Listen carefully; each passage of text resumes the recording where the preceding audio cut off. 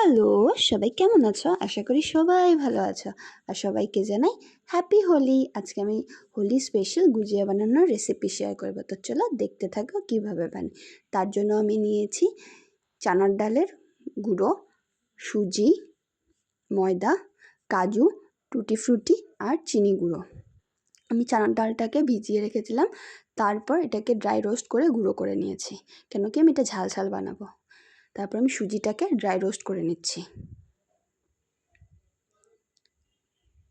গ্যাসের ফ্লেমটা লো রাখবো, না হলে সুজিটা জ্বলে যাবে। দেখো যখন লাল লাল হয়ে আসবে আমি অফ করে দিয়েছি। এখন আমি ডোটা বানিয়ে নিচ্ছি। তার জন্য আমি নিয়েছি 1 বাটি ময়দা, হাফ চামচ নুন আর নিয়েছি 2 চামচ ঘি। এখন আমি সুন্দর করে ময়ম দিয়ে নেব।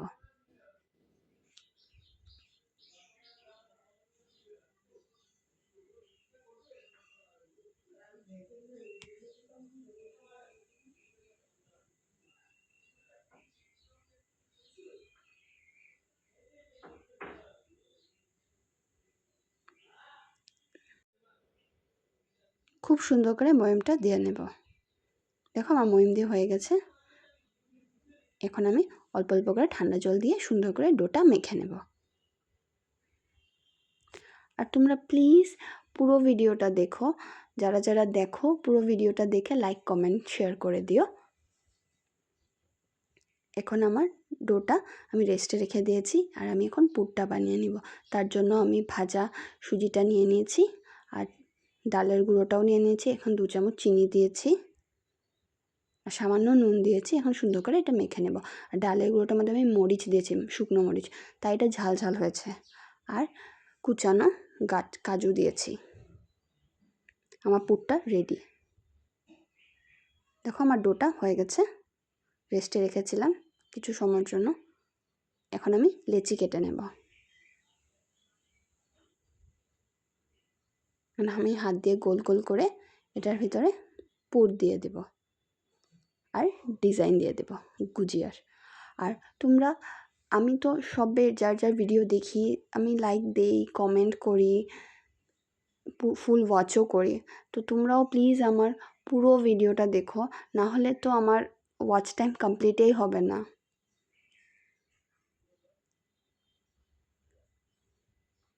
আর প্লিজ লাইক দিয়ে কমেন্ট করো।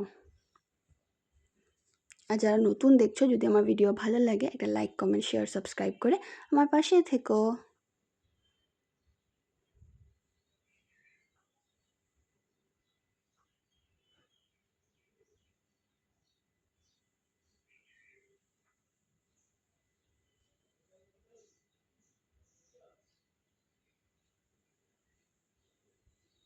এভাবে করে আমি এক এক করে সবগুলো বানিয়ে নেব।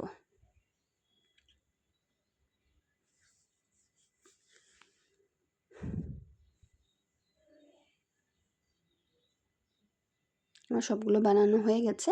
এখন আমি তেলটাকে পুরো গরম করে নিয়েছি, রিফাইন তেল নিয়েছি, পুরো গরম করে তারপরে স্টিমটা লো করে আমি গুজিয়াগুলো দিয়ে দিয়েছি।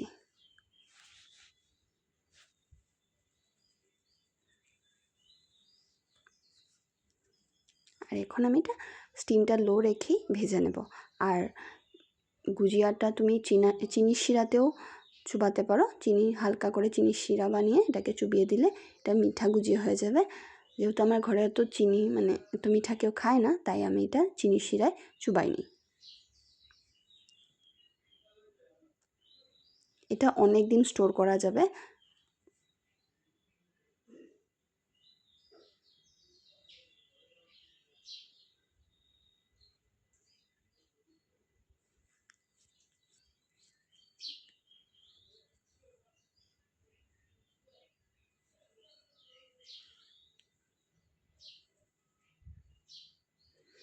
আমার গুজিয়াগুলো ভাজা হয়ে গেছে, আমি এখন তুলে নিচ্ছি।